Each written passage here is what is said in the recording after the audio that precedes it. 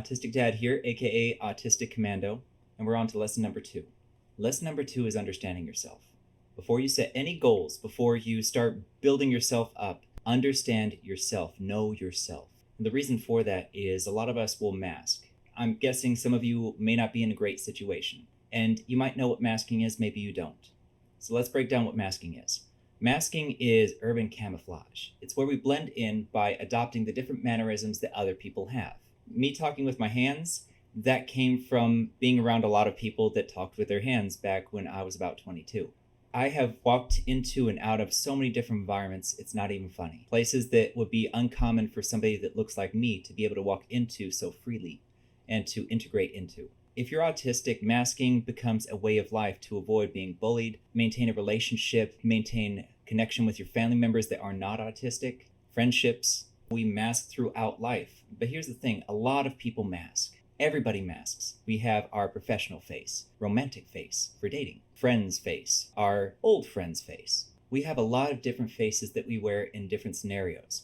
But here's the thing. Imagine actors like Christian Bale. Christian Bale is a method actor, and he dives into his roles, like completely dives. He becomes that character. When you have masking for so long, we start to adopt the mannerisms and preferences that other people say, I like this, and thus I like you. When I was 26 years old, I remember staring into the mirror, and I didn't know who I was, because I had been liking what other people liked for so long that I didn't know what I liked. I had to get to know myself. What kind of music do you like? What kind of food do you like? What kind of cars do you like? What do you like to drive? How do you like to get around? What do you like to do in your free time? We are going to keep a weekly journal or review a weekly journal. So every day I want you to write into your journal just an overview of what happened. And at the end of each week, I want you to take a moment to read that journal and see, okay, where was I then? Where was I on Monday? And where was I on Saturday? How did that change?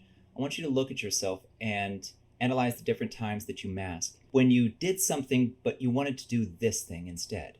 Why did you do that? Why did you make that decision? Get to know yourself, and then start writing down everything you like in each scenario. You're going to review this once per week. Pick your day, a day that you have free, and just take an hour to read it, to take a moment to understand yourself and see, okay, is this me? Is this what I like? Or would I have preferred this?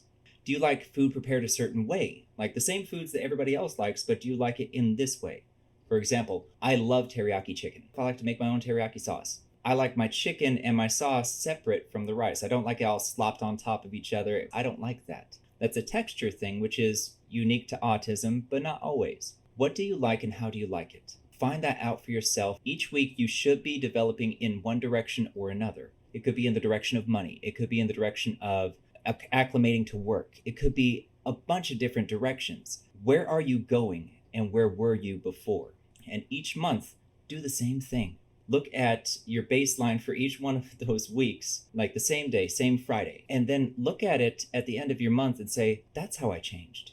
What you did versus what you preferred, but it helps. In fact, one thing I like to do is I like TikTok. I've made probably 10 times to 20 times as many videos as I've actually published, and I would review those at the end of every week to see where I was and where I am. And you know what? If you want to share your story, if you're bold enough to do that, that can actually, build into something.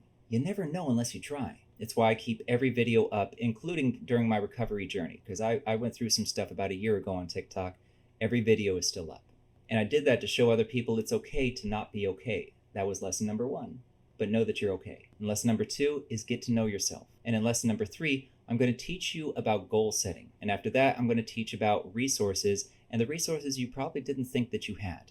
But for now, I want you to journal every day, however short, however long you want. You can do it with video, you can do it with writing. And at the end of each week, pick a day and review those journals to see where you are and where you were, and what you would have done differently if you could. I'll catch you next time. Like and subscribe down below. I'll bring you lesson number 3.